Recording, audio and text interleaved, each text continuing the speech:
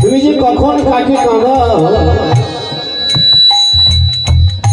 কখনই যে কাকে কখন হাসাও, তোমার লীলার কৃষ্ণ।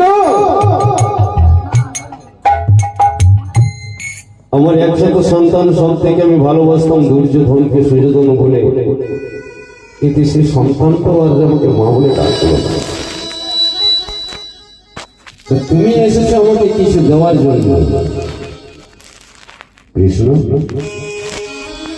আজকে আমি তোমার কাছে নেব না,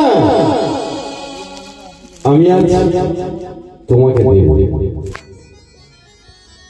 আমি আজ তোমাকে দেব। পিসিমা তুমি আমায় দেবে? হ্যাঁ,